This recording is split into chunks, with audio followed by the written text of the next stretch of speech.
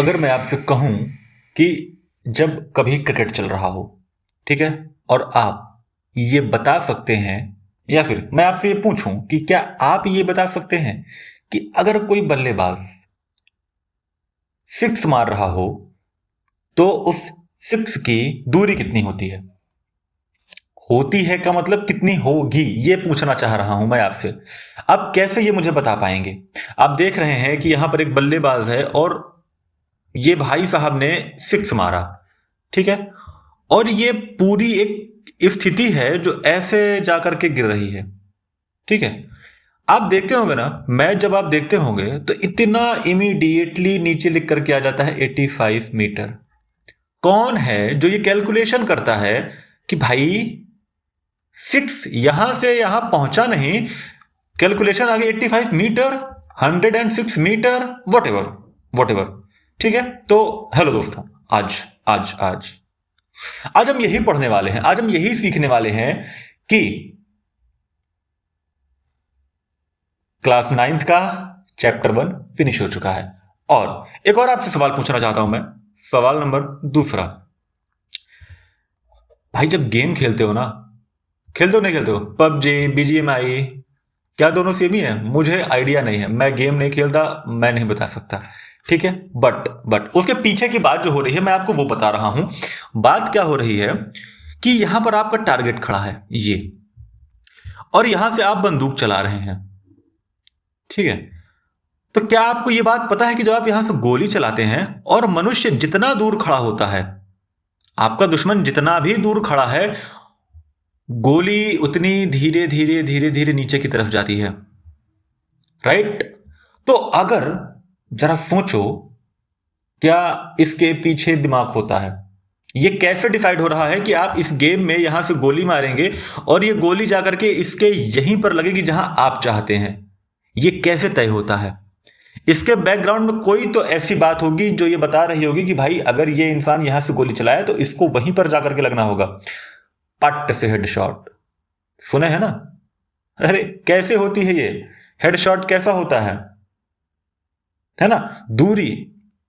भाई आप देख रहे हैं, आपके अपने जीवन में आप मैच देखते हैं and you can not tell the exact value of six जो एक बल्लेबाज मार रहा होता है, और वहां पर हमें किस चीज की जरूरत पड़ती है।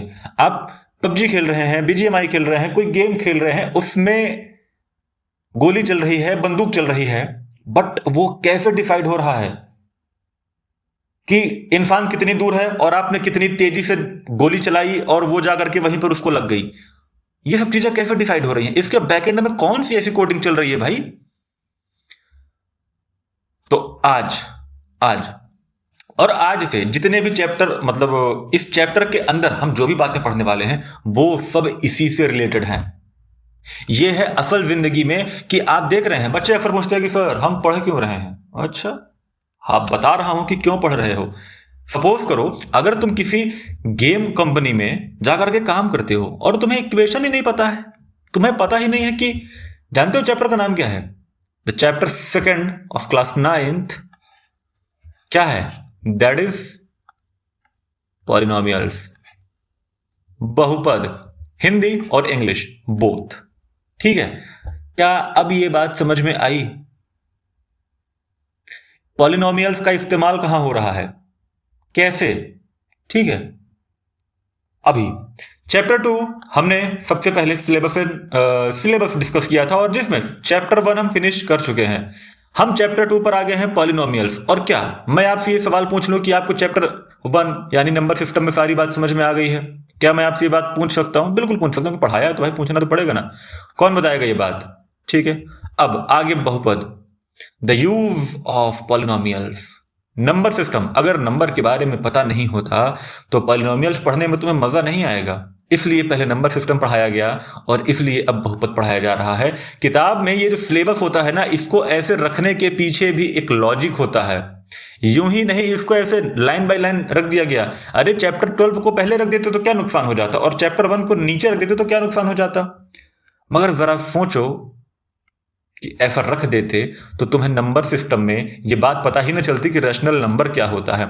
और अगर तुम्हें फ्रैक्शन के बारे में ना पता चलता, तो अगर यहां पर कहीं फ्रैक्शन आ जाता 1/2, तो तुम कहते ये कहां से आ गया, और 1/2 को हम 0.5 क्यों लिख रहे हैं। ये सारी बातें होती हैं और ये सारी बेसिक बातें होती हैं, इसलिए we all have to discuss about number system. आप अपने क्लास में डिस्कस करें, जाने, उसका रिवीजन करें और इस पर बेस्ड सारे क्वेश्चंस लगाएं। ठीक है, अब आगे हमें जो डिस्कस करना है वो है पॉलिनोमियल्स, जो कि हमारे चैप्टर 2 का नाम है, और इसके बाद हम आगे भी चीजें डिस्कस करेंगे। तो ये एक जनरल आइडिया है जो हम इस चैप्टर के अंदर पढ़ने वाले हैं, that is polynomials in one variable, zeros of polynomials, remainder theorem जो कि अभी हमारे फाउंडेशन बैच में चल रहा है, factorisation of polynomials and algebraic identities, बीज गणितीय सर्वसमीकाएं, बहुपद के गुणनखंड, शेषफल प्रमेय, बहुपद के शून्यक, एक चर वाले बहुपद। आपको हिंदी और इंग्लिश ये दोनों बातें आनी चाहिए।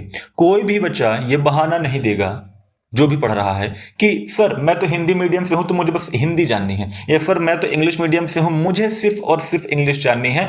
हम ना इंग्लिश वाले क्षेत्र में तो हम पैदा हुए नहीं। पहली बात, हमें हिंदी तो कम से कम इतनी आनी चाहिए कि हम बातों को समझ सकें, ठीक है, और उसके साथ साथ इंग्लिश भी आनी चाहिए। क्यों? क्योंकि ग्लोबलाइजेशन का जमाना है, ठीक है। तो हिंदी हो इंग्लिश हो, तुम मनुष्य हो और तुम्हें जरूरत है इन दोनों भाषाओं की। एक तो तुम्हें भारत में बात करने के लिए और एक भारत से बाहर बात करने के लिए। कह दोगे सर इतना लंबा कहां सोच रहे हैं, हम अपने घर में बात नहीं कर पा रहे हैं, बाहर आएगा, वो भी समय आएगा जब तुम भारत के बाहर भी बात करोगे, ठीक है। तो चलिए अब चलते हैं अपने सबसे पहले क्वेश्चन पर कि कैसे डिसाइड होता है सर, यहां से इन भाई साहब ने 6 मारा और इसकी लेंथ हमें तुरंत कैसे पता चल गई है। तो लिख लीजिए तुरंत एक equation, h is equal to -5t² plus vt। और ये कौन सा समीकरण है, कौन सा इक्वेशन है, ये अभी आपको आगे चल करके पता चलेगा। जहां पर h क्या है, हाइट है, किसमें है, मीटर में, t क्या है, समय है, किसमें है, सेकंड में, v क्या है, प्रारंभिक वेग, ये फिजिक्स का कॉन्सेप्ट है, ठीक है। तो आप वहां पर पढ़ेंगे। चलिए v बराबर कितना है, अगर 30 मीटर प्रति सेकंड है, ठीक है, और तो h बराबर क्या हो जाएगा, -5t² प्लस 30t, ठीक है, जब h अधिकतम होता है। अब यहां पर मैंने सारी बात इस इमेज में मेंशन कर रखी है कि t बराबर अगर v/10 हो जाए, हाइट अगर मैक्सिमम है तो v²/20। जब गेंद जमीन पर गिरती है तो हाइट कितनी हो जाती है, 0, t कितना हो जाता है, 0, या फिर t बराबर 2v/10 यानी v/5। कुल समय कितना लगा, t बराबर 2v/10 v/5। गेंद जमीन पर यहां से जब गिरी, मतलब 6 लगा, तो यहां पर जब गेंद आकर के गिरी तो h हाइट कितनी हो गई, 0 हो गई। हाइट मैक्सिमम कितनी गई थी, इतनी, ठीक है। अधिकतम ऊंचाई ये है, ठीक है, और ये है क्षैतिज दूरी, r बराबर ut is equal to u into v/5। तो हम जब ये निकालेंगे ना, क्षैतिज दूरी 6 की दूरी, r इज इक्वल टू ये। अब इसकी एक और चीज मैंने यहां पर लिख रखी है, जरा देखिए इसको, यहां पर सारी बातें लिख रखी हैं। कोई अंपायर नहीं दौड़ता है यहां पर फीता लेकर के, भाई चेक करना जरा कैसे कितनी दूरी गई, है ना। ये सारी बातें सिर्फ आपके लिए मैंने लगा रखी है ताकि आपको ये बातों को समझने में और समझाने में दोनों में मजा आ जाए। जैसे बच्चों को क्या समझाएं, अगर इन केस आप पढ़ाना चाहते हैं, आप यहां से पढ़ रहे हैं and you are so much confused in these things, तो आप इसको पढ़ सकते हैं। यह 2 पदों वाला द्विपदी बहुपद है, यह भी बात लिखी है, इसमें t की अधिकतम घात 2 है, इसलिए, और ये सारी बात अभी हम आगे चल के करने वाले हैं, ठीक है, ये सारी बात हम करने वाले हैं, डू नॉट वरी, हम समझने वाले हैं।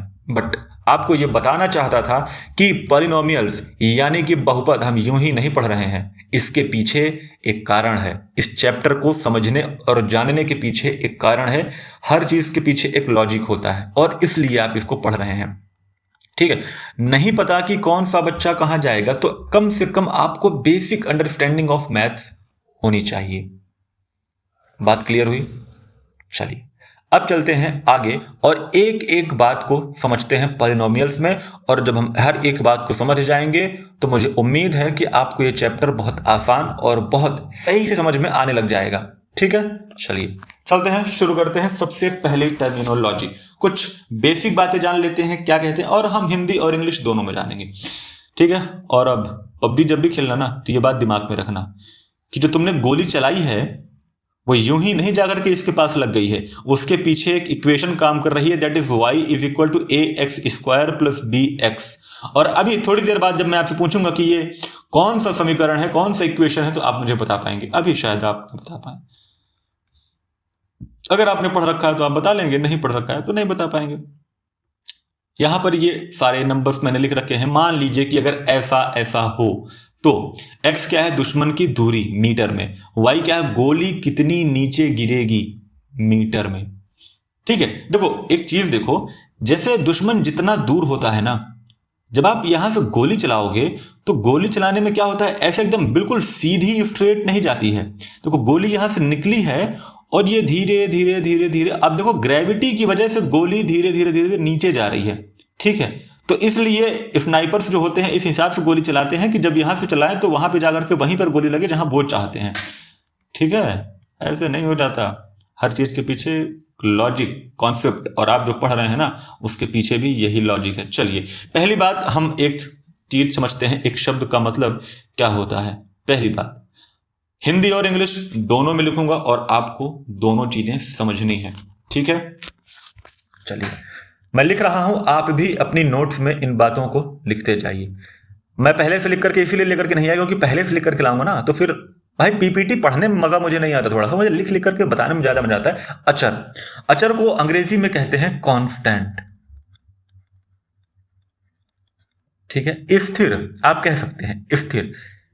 अचर, अचर वो शब्द, वो वैल्यू जो वैल्यू कभी चेंज नहीं होती, जिसका मान कभी चेंज नहीं होता। दिमाग में बैठा लो, कांस्टेंट अचर मतलब स्थिर, स्थिरता है ना, वो कभी चेंज नहीं होता। अब आप जरा खुद सोचो कि कौन सी वैल्यू है जो कभी चेंज नहीं होगी।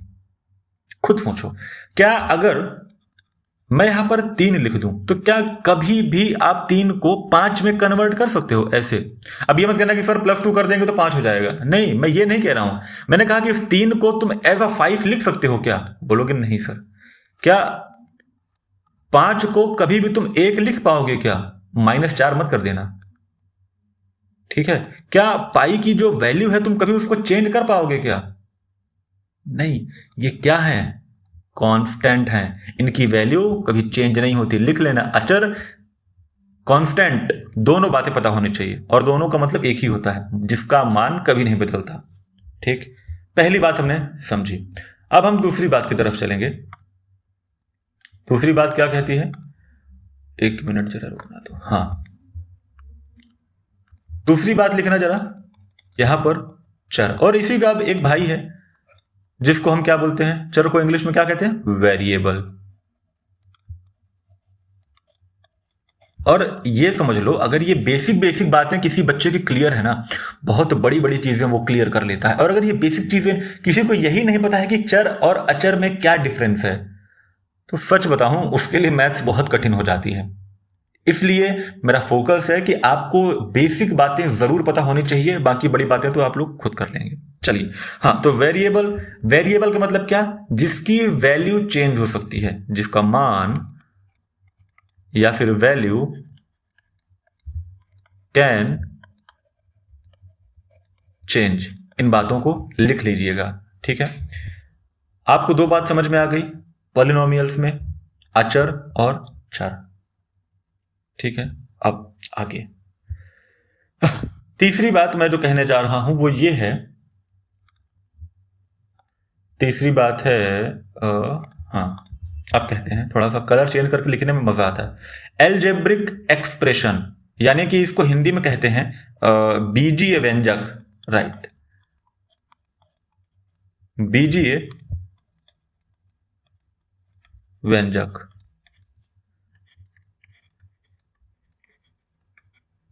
Algebraic expression. और मेरे दोस्त घबराना मत, ये शब्द इतने भारी भरकम जो लग रहे हैं, इनका मतलब बहुत आसान है। ठीक है। एलजेब्रिक एक्सप्रेशन का मतलब जानते हो क्या होता है, बताना जरा, अभी समझ में आ जाएगा।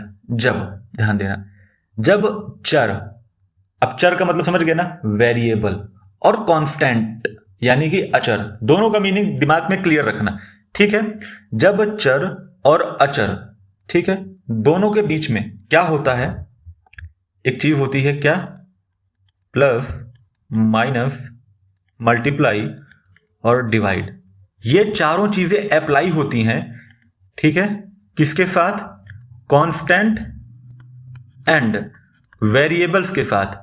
और फिर एक बात लिखी जाती है, क्या, एक बात जो लिखी जाती है वो क्या लिखी जाती है sir, 3x square plus 5x plus x, ये कह दूं या फिर यहां पर 1 लिख दूं। ठीक है, बात समझ में आई। एल्जेब्रिक एक्सप्रेशन यानी कि बीजीय व्यंजक, आप इस शब्द का मतलब समझ गए पॉलिनोमियल्स में।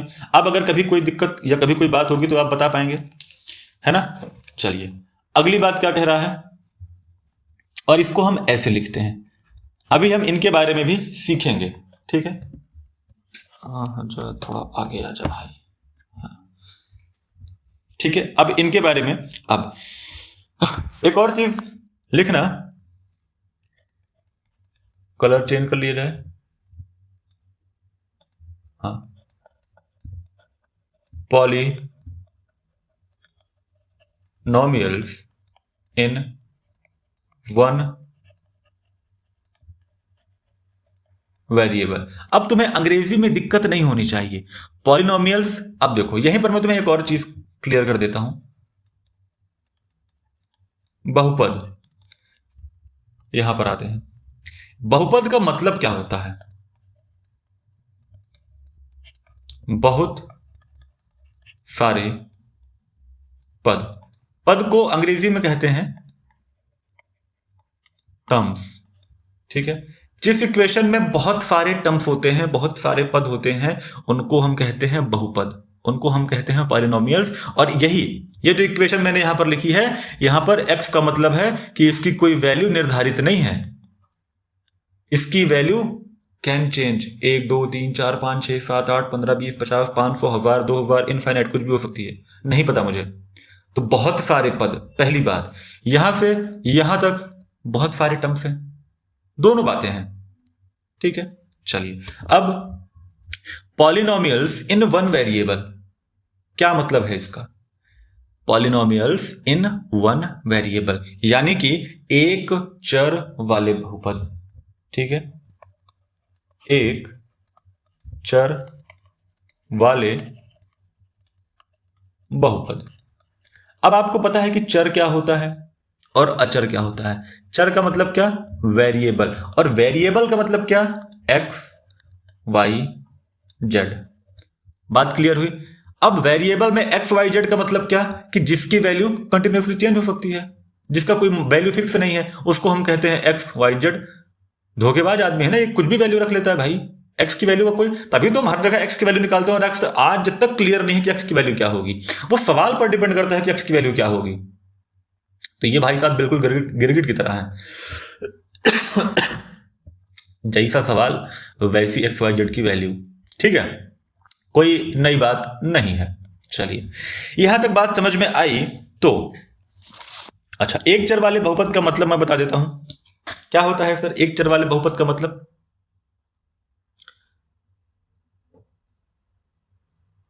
बताओ।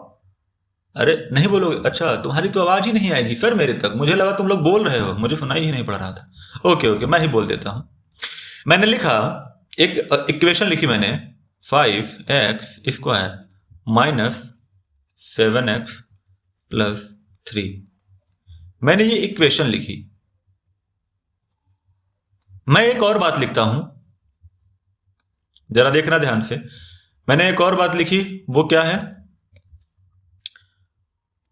5x square minus 7y plus 3z,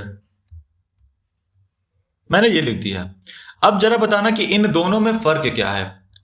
एक चर का मतलब क्या होता है, एक चर का, देखो एक चर का मतलब कि यहां पर एक x या फिर सिर्फ y या फिर सिर्फ z या फिर सिर्फ a या फिर सिर्फ b, है ना। अगर कहीं पर कोई इक्वेशन लिखी है, यानी कि ऐसा एल्जेब्रिक एक्सप्रेशन लिखा हुआ है ऐसा, और उसमें सिर्फ एक्स है, सिर्फ एक्स, क्या है, सिर्फ एक्स, या फिर सिर्फ वाई है, क्या है, सिर्फ वाई, या फिर सिर्फ जेड है, तो हम उसे कहेंगे कि पॉलिनोमियल्स इन वन वेरिएबल। जो बहुपद है वो सिर्फ एक वेरिएबल में है, यानी कि सिर्फ एक्स है, वाई नहीं है। और ये नहीं है पॉलिनोमियल्स इन वन वेरिएबल। क्यों नहीं है, जरा देखो, इसमें एक्स भी है, वाई भी है और जेड भी है। इसमें तीनों बातें हैं, ठीक है। अब बात समझ में आई कि जिस भी इक्वेशन में या तो सिर्फ एक्स हो, या तो सिर्फ वाई हो, या तो सिर्फ जेड हो, या फिर सिर्फ A B C D alphabet में कोई भी वैल्यू हो, मगर वो एक होनी चाहिए पूरी इक्वेशन में, that is called polynomials in one variable, यानी कि उसका मतलब होता है एक चर वाले बहुपद। यहां तक बात समझ में आई, ठीक है। चार बातें हमने सीखी और चारों बातों को एकदम कंठस्थ कर लेना, समझ लेना, और ना समझ में आया हो तो फिर बता देना, ठीक है। चलिए आगे चलें, एक दो एग्जांपल और ले लें। अच्छा, यहां पर नोट कर लो,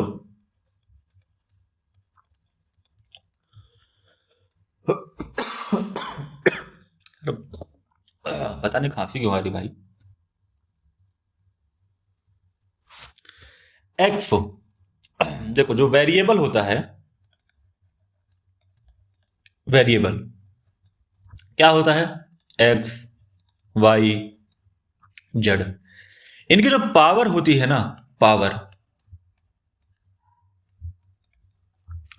वो हमेशा होल नंबर होती है, ठीक। पावर कभी भी क्या नहीं हो सकती इनकी, क्या नहीं हो सकती इनकी, दो चीज।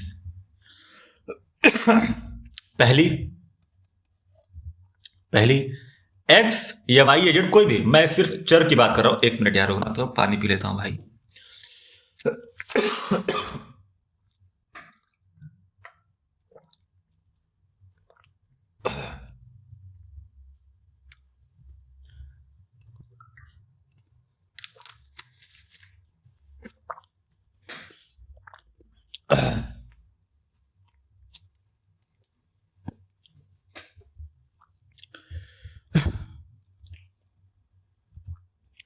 हाँ, तो मैं क्या कह रहा था, एक्स की जो पावर है, यानी कि जो वेरिएबल, जो चर हैं, उनकी पावर कभी भी नहीं होगी, लिख लेना कॉपी में, नहीं होगी, ऐसे लिखना, नहीं होगी एक्स की पावर 1/2 या फिर एक्स की power -3।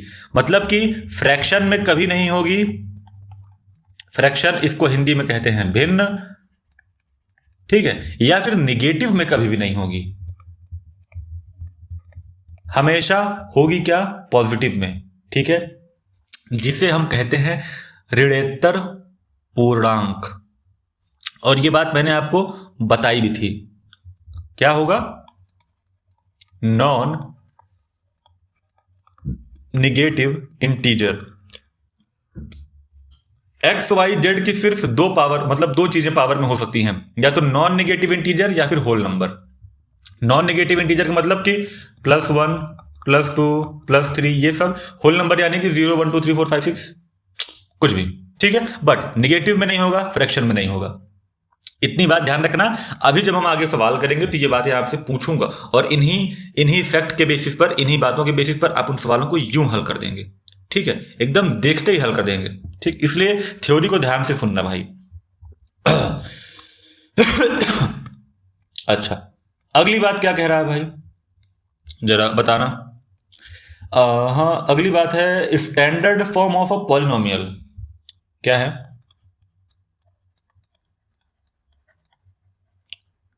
Standard form of polynomials,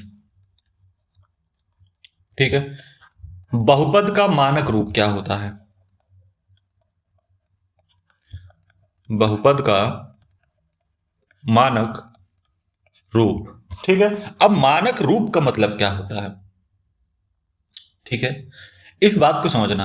कई लोग अभी यही नहीं समझ पाएंगे कि मानक रूप का मतलब क्या, इस शब्द का मतलब क्या होता है, समझना।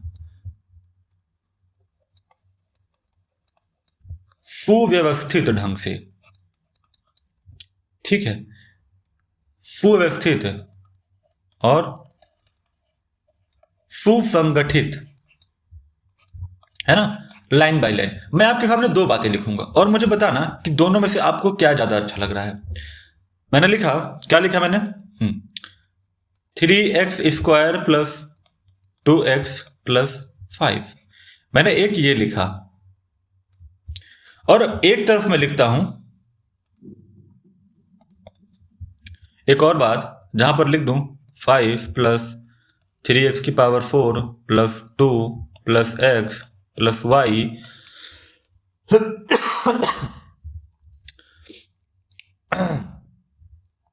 प्लस 3x का क्यूब प्लस 3x², ऐसे। ये मैंने वैल्यू, अब थोड़ा सा बड़ी ज्यादा लिखी, मैं इसको छोटी कर देता हूं, एक सेकंड, ज्यादा दिक्कत हो रही। मैंने यहां पर लिखा 5 3x का क्यूब प्लस 2xy प्लस 3, नहीं यहां पे लिख दो अब 2x², और इसको बॉक्स के अंदर बंद कर दिया। एक तरीका यह है हमारे पास स्टैंडर्ड फॉर्म, यानी कि सुव्यवस्थित या सुसंगठित। अच्छा, जब भी कभी पॉलिनोमियल्स लिखा जाता है या तो असेंडिंग ऑर्डर में या तो डिसेंडिंग ऑर्डर में, या तो डिसेंडिंग डिक्रीजिंग ऑर्डर में या फिर असेंडिंग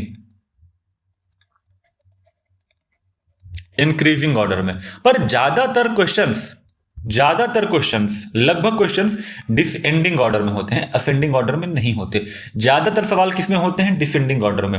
डिसेंडिंग ऑर्डर का मतलब क्या, सबसे पहले जितनी बड़ी, जो सबसे पहले जो जिसकी घात ज्यादा बड़ी होगी सबसे पहले वो होगा, फिर उससे छोटा, फिर उससे छोटा, फिर उससे छोटा, फिर सबसे छोटा, जैसा भी लिखा हो वहां पर। यह होता है स्टैंडर्ड फॉर्म, ठीक है। और यह स्टैंडर्ड फॉर्म नहीं है कि कोई भी वैल्यू कहीं पर भी तुमने उठा करके रख दी, ये स्टैंडर्ड फॉर्म नहीं है। तो ऐसे जहां कहीं भी लिखा देखो उसको तुरंत काट देना और उसको ऐसे लिखने की कोशिश करना, ठीक है। और सवाल मैंने फिर से कहा, मैं फिर से रिपीट कर दूं कि पॉलिनोमियल्स ज्यादातर इक्वेशंस में डिसेंडिंग ऑर्डर में होता है, असेंडिंग ऑर्डर में बहुत कम होता है, ठीक है। चलो, तो मुझे उम्मीद है तुम्हें यहां तक सारी बात समझ में आई होगी। और अब तुम्हारी पुस्तक से उठाए हुए कुछ सवाल मैं तुमसे पूछ लेता हूं। जैसे मुझे बताना कि 3x² माइनस 4x प्लस 2, क्या यह एक बहुपद है, हाँ या नहीं। मैं आपसे बस ये सवाल पूछना चाहता हूं और मुझे कमेंट करके बताओ कि क्या यह एक बहुपद है या नहीं, और अगर है तो क्यों है, और अगर नहीं है तो क्यों नहीं है। अच्छा, ये कौन सा बहुपद है, तुम्हें सामने दिख रहा होगा भाई। हाँ, ये बहुपद है और ये एक चर वाला बहुपद है, वन वेरिएबल, ठीक है, वन वेरिएबल पॉलिनोमियल से ये, ठीक है। ये बात समझ में आई। अच्छा चलो, एक और तुमसे दूसरा सवाल पूछता हूं। अगर x² प्लस 1/x लिखा हो तो क्या यह एक बहुपद होगा, हाँ या नहीं, बताओ। आप कहेंगे, हो सकता है आप पहली बार में कहते हैं कि हाँ सर ये एक बहुपद है, पर मैं कहूंगा सर नहीं है। इसके पीछे का लॉजिक समझना। हमने अभी अब देखो कि पहले नंबर सिस्टम क्यों पढ़ाया गया है। मैंने आपको बताया था वहां पर लॉज ऑफ एक्सपोनेंट में कि जब नीचे से पावर, मतलब नीचे से वैल्यू ऊपर जाती है तो उसकी पावर माइनस में हो जाती है। मैं इसको लिखूं x² तो ये क्या हो जाएगा, 1x की पावर माइनस में 1। अब आगे 1 होता है ऑटोमेटिकली, बट मैंने स्टिल लिख दिया ताकि तुम्हें ये ना लगे कि अरे 1 कहां गया, ठीक है। तो आई होप आप इतने समझदार अब हो चुके हैं। अब अभी थोड़ी देर पहले मैंने डिस्कस किया था कि कभी भी वेरिएबल की पावर निगेटिव या फ्रैक्शन में नहीं होगी। तो अगर वेरिएबल की पावर आपको निगेटिव में मिल गई है तो इसका मतलब है कि ये पॉलिनोमियल्स यानी बहुपद नहीं है। आई बात समझ में, कुछ कॉन्सेप्ट क्लियर हुआ। चलो एक और एग्जांपल लेते हैं और थोड़ा सा और बातें समझते हैं। तीसरा एग्जांपल क्या है, रूट के अंदर x, ठीक, -2। अब मैं आपसे पूछूं कि क्या ये, मैं अभी आपको सिर्फ पॉलिनोमियल्स की पहचान करना सिखा रहा हूं, ठीक है। आप जब इसकी पहचान करना सीख जाएंगे ना तो आपको मजा आने लग जाएगा, क्योंकि अभी आप बहुत ज्यादा कंफ्यूज होंगे, ठीक है। तो कंफ्यूजन को दूर करना है मुझे। रूट x है, -2 है। अब रूट से घबराना नहीं है, क्योंकि आप रूट का मतलब जान चुके हैं कि क्या होता है। x की पावर क्या बन जाएगी, 1/2, -2। और आप कह देंगे कि सर ये तो पॉलिनोमियल्स नहीं है। अब आई बात समझ में। और क्यों नहीं है सर, क्योंकि अभी तो आपने बताया कि सर वेरिएबल की पावर फ्रैक्शन या फिर नेगेटिव में नहीं हो सकती सर, तो ये कैसे पॉलिनोमियल बन जाएगा। समझ गए बात को? समझ गए? चलो क्वेश्चन नंबर 4। अब √2 लिखा हुआ है। अब ध्यान से इस सवाल को देखना। और y का स्क्वायर है, ठीक, प्लस 3y है, प्लस 1 है। अब मुझे यह बताओ कि क्या यह एक बहुपद है, हां या नहीं। बताओ, थोड़ा जल्दी बताना। बताओ बताओ बताओ, क्या यह एक बहुपद है। अब तो रूट y के ऊपर नहीं लगा हुआ है, और जब y के ऊपर रूट नहीं लगा है, इसका मतलब मैंने कहीं पर आपको यह नहीं बताया है कि जो अचर वैल्यू है उसकी पावर नेगेटिव या फ्रैक्शन में नहीं हो सकती। मैंने आपको सिर्फ यह बताया है कि जो भी चर वैल्यू होंगी उनकी पावर क्या होंगी, नेगेटिव और फ्रैक्शन में नहीं हो सकती। ये बात आपसे बताई गई है। तो अगर ये बात बताई गई है तो आप यहां पर देखेंगे कि अगर सर 2 की पावर 1/2 बन जाए तो कोई दिक्कत नहीं है। हम इसको लॉज ऑफ एक्सपोनेंट पढ़ चुके हैं और उसके हिसाब से हम इसको तोड़ लेंगे, हमें कोई दिक्कत नहीं है, ठीक है।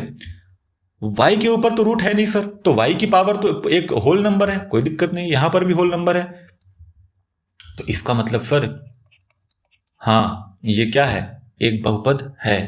और क्यों है ये आपको बता दिए। अब आपको मैं 2 चीज होमवर्क देता हूं और आप मुझको उसको बताएंगे। कहां गए भाई, 1 मिनट, अरे देखना जरा होमवर्क क्या है, और तुरंत तुरंत इन बातों का आपको जवाब देना है। 4 क्वेश्चन नंबर 5वां क्या कह रहा है, x - 1 + 1 कर लो, x + 2। क्या यह एक बहुपद है या नहीं है, आपको इस बात को मुझे बताना है। क्वेश्चन नंबर 6 क्या कह रहा है, 2/3 z का स्क्वायर प्लस 5z प्लस 7/2। क्या यह भी एक बहुपद है या नहीं, और है तो क्यों है, और नहीं है तो क्यों नहीं है। दोनों बातों का आपको जवाब देना है अभी, और ये आपके लिए होमवर्क है, ठीक है। भागना नहीं है, पहले जवाब दो फिर आगे बढ़ते हैं। चलो, और अब जिसने जवाब दे दिया है उसके लिए आगे आगे चले। अब आगे की हम बातों को समझते हैं कि हमने आगे क्या बात करी, ठीक है।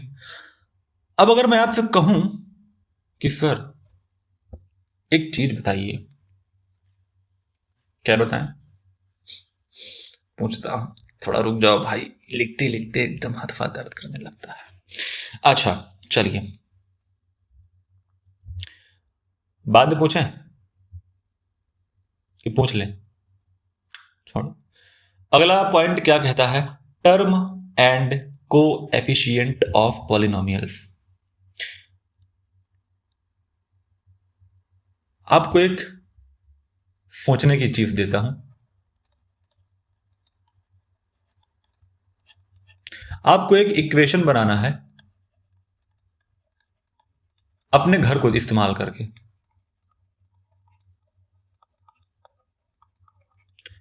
अपने घर को इस्तेमाल करने का मतलब यह है, देखना ध्यान से सुनना, कि आपके घर में जो भी काम हो रहा हो, मान लो आपका घर बन रहा हो, ठीक है, आपके घर में खिड़की दरवाजे का काम हो रहा हो, आपके घर में पेंट हो रहा हो, कोई भी काम हो रहा हो, ठीक है। तो आप मुझे ये सोचिए कि वहां पर अगर आपको निकालना हो कोई वैल्यू, जैसे आपको खिड़की का रेट निकालना हो, या फिर आपको यह निकालना हो कि डेली वेजेस कितना हो रहा है, ठीक है। आपको एक मोटा मोटा अंदाजा तो दे दिया गया है, बट आपको ये नहीं पता कि डेली वेजेस क्या है, तो आप कैसे निकालेंगे, उसके लिए आप क्या इक्वेशन बनाएंगे। तो आपको एक सिचुएशन को इमेजिन करना है। फॉर एग्जांपल आप घर में खिड़की दरवाजे लग रहे हैं, फॉर एग्जांपल आपका घर बन रहा है, जो भी आप सिचुएशन को इमेजिन कर सकते हैं उसको इमेजिन करिए।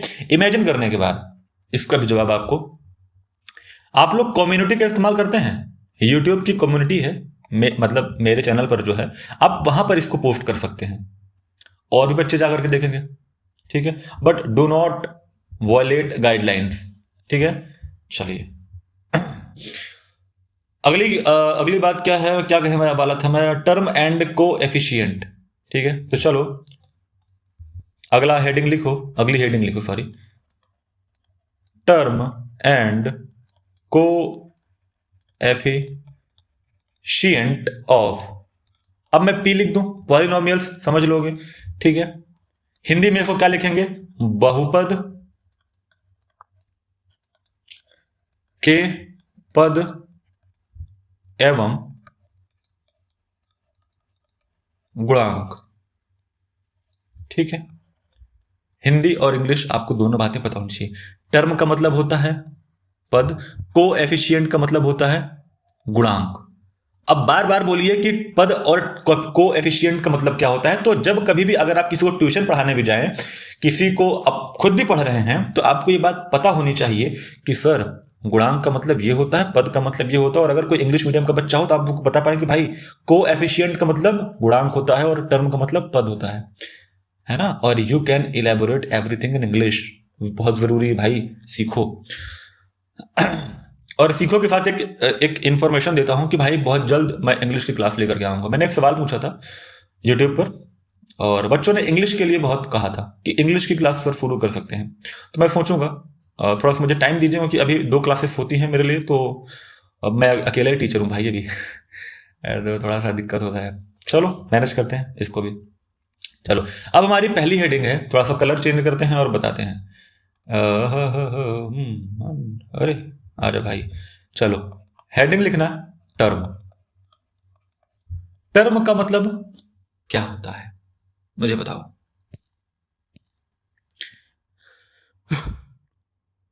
बताओ बताओ बताओ।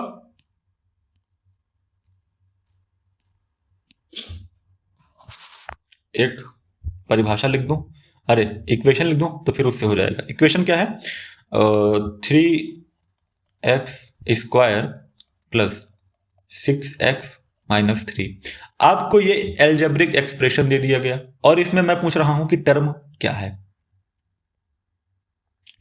तो एक चीज यहां पर लिखा होता है कि बहुपद के भाग जो प्लस या माइनस चिन्ह के साथ अलग अलग होते हैं, ठीक है, या फिर चिन्ह के द्वारा अलग अलग होते हैं। इस बात को जरा ध्यान से देखना, यहां पर ये एक पद है, ये दूसरा पद है और ये तीसरा पद है। मैंने इसको लिखा 3x², ठीक है। मैंने लिखा 6x, इसके आगे प्लस है तो ये प्लस के साथ आएगा, और एक तीसरा है -3। इनको कहते हैं टर्म, ठीक है। और शुरू में कहा था कि जहां पर बहुत सारे टर्म होते हैं उन्हें पॉलिनोमियल्स कहते हैं। इस इक्वेशन में बहुत सारे टर्म हैं, देखो ना 3, समझ गए। चलो पद की बात समझ में आई है ना। चलो अब अगली बात क्या है, गुणांक, राइट। चलो गुणांक देखते हैं क्या होता है भाई।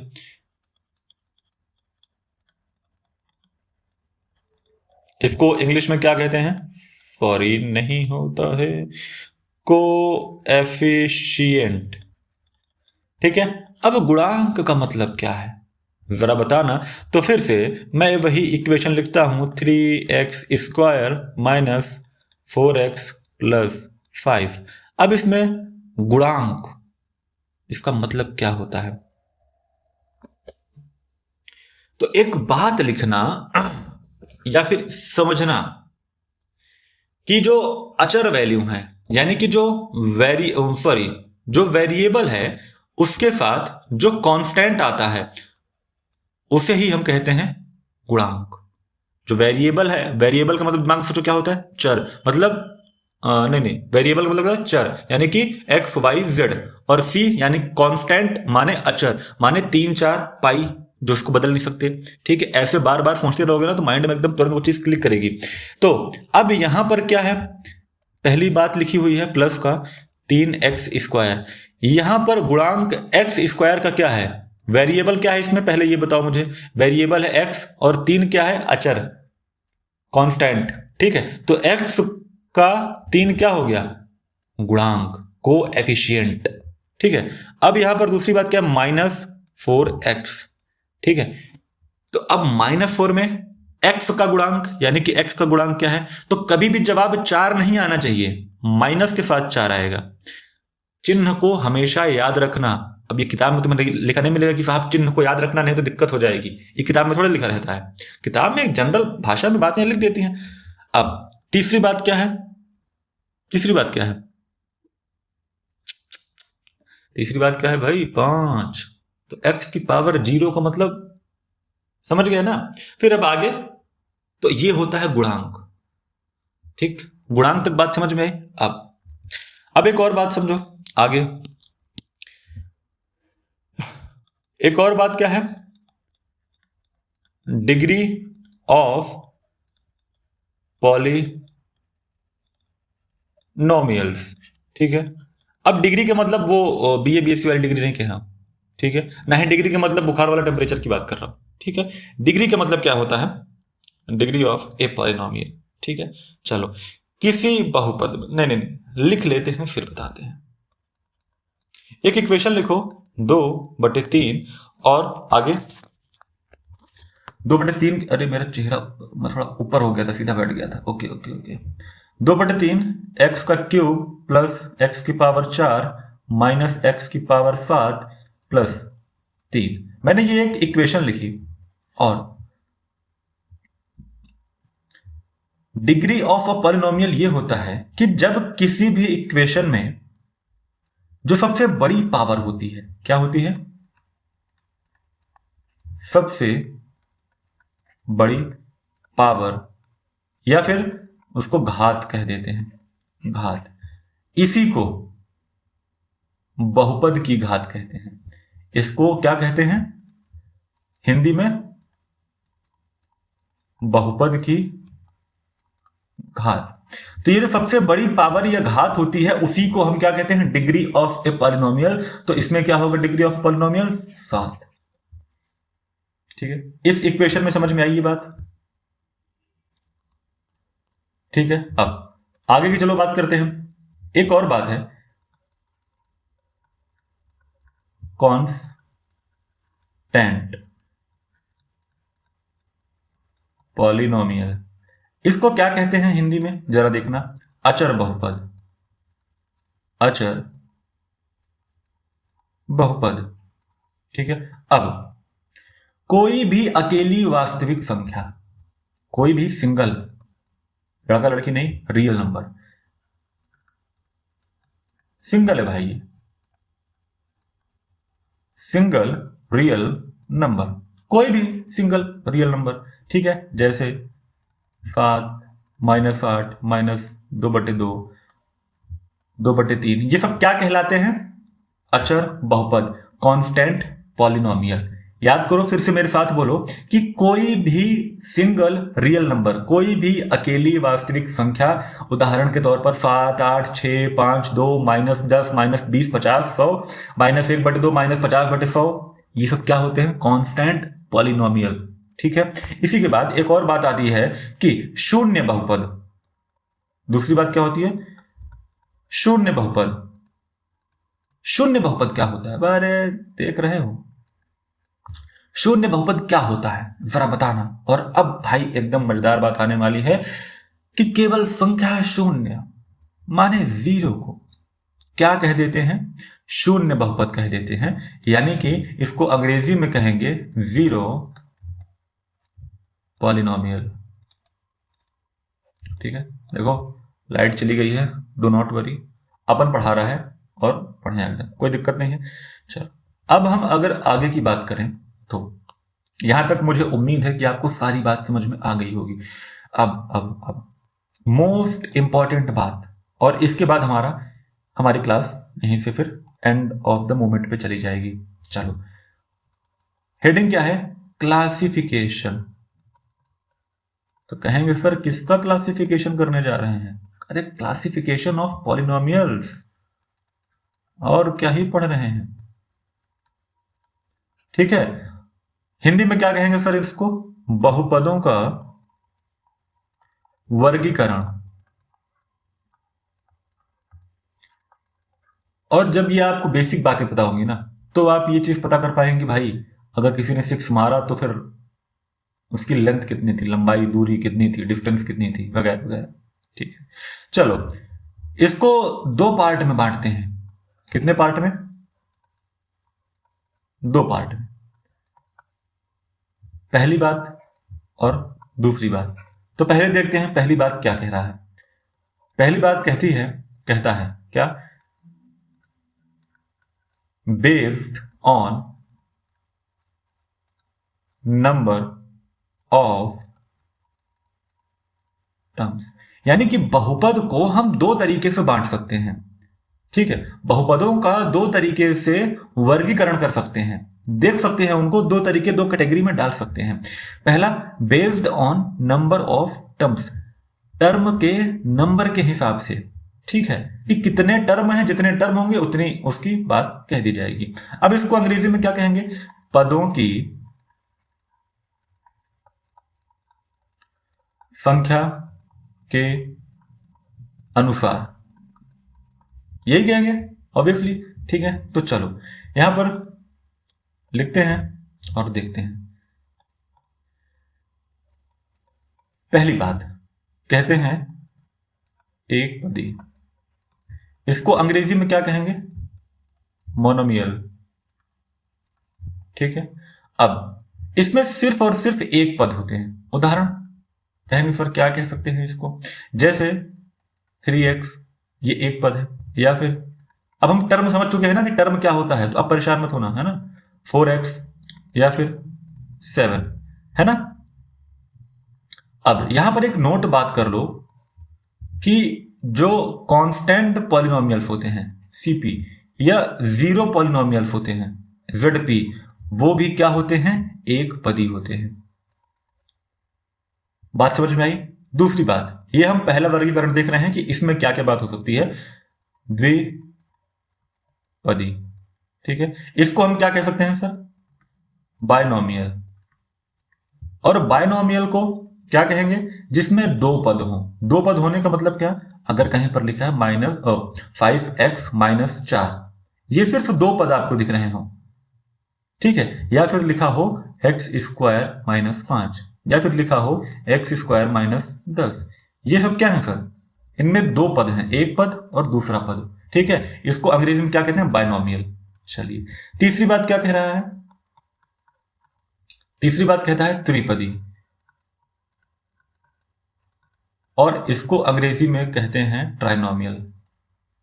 ये लो, लाइट भी आ गई। ठीक है, और जिसमें केवल 3 पद हो, जैसे अभी तक हम लोग लिख रहे थे ना, x² - 2x + 5, ये एक पद, दूसरा पद और तीसरा पद। जहां पर केवल आपको 3 पद मिलेंगे उसको हम बोलते हैं ट्राइनोमियल। ये हुआ बहुपदों के वर्गीकरण का पहला वर्गीकरण, जिसके अंदर 3 तरह की बातें मैंने आपको बताई। ठीक है, और किसके अनुसार बताई? बेस्ड ऑन टर्म, पदों के संख्या के अनुसार, कि पद की जितनी संख्या होगी उसको वैसा नाम दे दिया जाएगा, और उसी हिसाब से ये नाम उनको दे दिए गए। चलिए, अब दूसरी बात कर लेते हैं, दूसरा वाला वर्गीकरण। दूसरा वाला वर्गीकरण क्या कहता है इसका? थोड़ा चमकती हुई पेन ले लेते हैं। चलो, दूसरी बात क्या कह रहा है? घात के अनुसार। अब इसका मतलब क्या है? Based on degree. अब आप ये बात समझ चुके होंगे कि मैं घात के अनुसार या बेस्ड ऑन डिग्री का मतलब क्या होता है। चलिए, अब यहां पर पहली बात क्या कह रहा है? रैखिक बहुपद। इसमें थोड़ा सा राइटिंग कम समझ में आती है, तो ज्यादा ही शाइन कर रहा है। भाई एक कलर ले लो नॉर्मल। रैखिक बहुपद, यानी कि इसको अंग्रेजी में कहते हैं लीनियर पॉलिनोमियल्स। ठीक है, अब जिसकी घात 1 होती है, जिसकी पावर 1 होती है, मैं लिख रहा हूं इक्वेशन ax + b। जहां पर आपको ऐसी इक्वेशन मिल जाए उसको समझ लेना कि वो लीनियर पॉलिनोमियल्स है, यानी कि रैखिक बहुपद है। ठीक है, अब ये जो ए एक्स प्लस बी मतलब मैंने लिखा, इसको कैसे लिख सकते हैं देखना, 3x प्लस 5, ठीक है। ये जो ए बी होता है ना, ये क्या होता है, कांस्टेंट, ठीक है। और ये जो x था ये वेरिएबल है, आपको पता ही है। चलो दूसरी बात, स्मार्ट हो रहे हैं आप लोग, हैं। चलो दूसरी बात क्या कह रहा है, द्विघात बहुपद। यार इतने स्मार्ट मत हो जाना भाई, हैं कि मैं पढ़ाना बंद कर दूं, तुम ही लोग पढ़ाने लग जाओ। क्वाड्रेटिक पॉलिनोमियल्स कहते हैं इसको, और इसका मतलब क्या, जिसकी घात 2 हो, ठीक है। अब घात 2 होने का मतलब क्या होता है देखना, अगर कहीं पर आपको ऐसी इक्वेशन मिल जाए, a x square plus b x plus सी,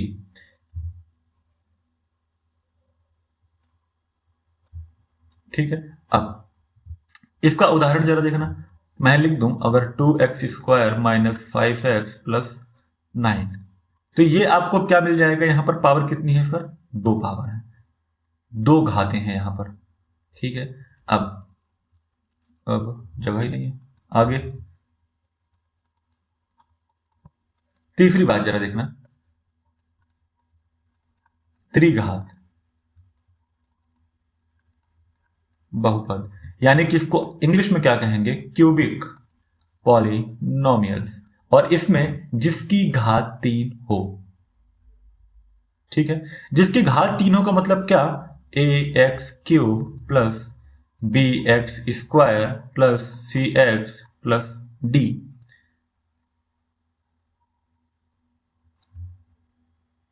अब यहां पर 3 घातें हैं, ठीक है। अब इसको कैसे लिख सकते हैं जरा देखना ध्यान से, 3x cube plus minus 2x square plus 2,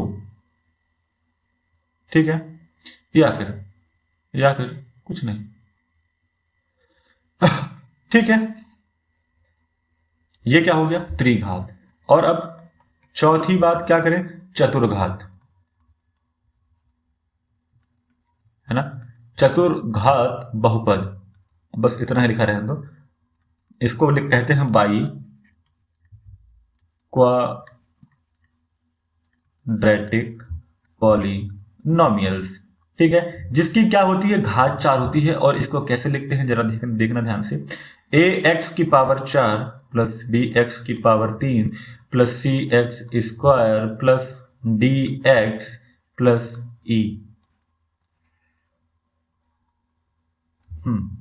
ठीक है। अब इसका एग्जांपल साइड में लिख दो, यहां पर लिख देते हैं, जरा देखना, x की power 4 minus 3x cube plus, और क्या लिख लें, 2 लिख लें, 3 लिख लें, 3x स्क्वायर, और क्या है dx, है ना, तो प्लस का 4 का dx, ठीक है, प्लस 5, ये हमने एक इक्वेशन लिख लिया, ठीक है। तो क्या ये बातें समझ में आई, आपको सारी बातें क्लियर हो गई हैं, और आपको मजा आया कि नहीं ये पढ़ने में। और अब मैं आपसे कुछ सवाल पूछता हूं, और आपको उन सवालों का जवाब देना है कमेंट करते हुए, और मैं बताता भी जाऊंगा। चलिए पहला सवाल क्या आपके सामने मैं लेकर के आया हूं, जैसे x square plus x minus या फिर प्लस 1, क्या है ये, क्या ये एक चर वाला है या नहीं, आप कहेंगे सर बिल्कुल, क्योंकि इसमें क्या है, सिर्फ x है। अगर मैं आपसे पूछूं कि आप किसी चीज की घात कैसे निकालेंगे, मान लीजिए मैंने यहां लिख दिया संख्या माइनस 10 की घात क्या है, तो आप जब इसको सॉल्व करेंगे तो माइनस 10 को आप x की पावर 0 लिख सकते हैं, यहां पर हाईएस्ट पावर कितनी है, 0, बस, ठीक है। मैं अगर आपसे कहूं कि y क्यूब माइनस ब्रैकेट में 1 माइनस वाई की पावर 4, इसकी घात क्या होगी, तो सर आपको सबसे पहले अंदर गुणा करना होगा, ऐसे ही मत बता देना कि यहां पर देख लिया 4 लिखा है सर बता दिया 4, नहीं नहीं नहीं नहीं नहीं, ऐसे नहीं कर देना है, पहले अंदर मल्टीप्लाई करो, मल्टीप्लाई करोगे तो बनेगा क्या, वाई का cube minus y, base same है तो पावर आपस में क्या होती हैं, ऐड हो जाती हैं। तो अब बताओ पावर कितनी है, 7, कुछ क्लियर हुआ? इसलिए पहले ही लॉज ऑफ एक्सपोनेंट पढ़ाया था ताकि चीजें क्लियर रहें। एक चैप्टर से दूसरा चैप्टर जानते हो जुड़ा रहता है, ठीक है। अगर आपको कोएफिशिएंट का मतलब क्या होता है? गुणांक, है ना। अब अगर मैं बोलूं कि 2x माइनस 5, ठीक है, या फिर 2x square minus 3x plus 1, इसमें x स्क्वायर का गुणांक बताइए, यानी कि कोएफिशिएंट बताइए क्या होता है। तो आप कैसे बताएंगे? आपको पहले इस वैल्यू को इस वैल्यू से मल्टीप्लाई करना है, और जैसे ही आप मल्टीप्लाई करेंगे तो 2 2 जा 4x स्क्वायर, नहीं क्यूब बन जाएगा, x और x, ठीक है। जैसे ये क्यूब बनेगा और उसके बाद अगला टर्म क्या बनेगा?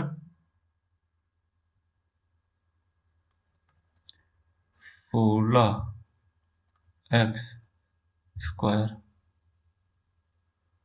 2 3 6x, ठीक है, प्लस 17x, और फिर उसके बाद क्या बनेगा? लास्ट में क्या बनेगा? एकदम -5, राइट। ये इक्वेशन बनेगी पूरी। अब ये पूरी गणित सिर्फ दिमाग में करी गई है, ठीक है, और हो सकता है कहीं गलत भी हो जाए, तो अगर गलत हुआ हो तो भाई देख लेना एकदम। तो अब ये जैसे मल्टीप्लाई करने के बाद इसका जवाब क्या आएगा? तो एक्स स्क्वायर का पूछा गया था ना, तो एक्स स्क्वायर के साथ कौन भाई बैठे हुए हैं?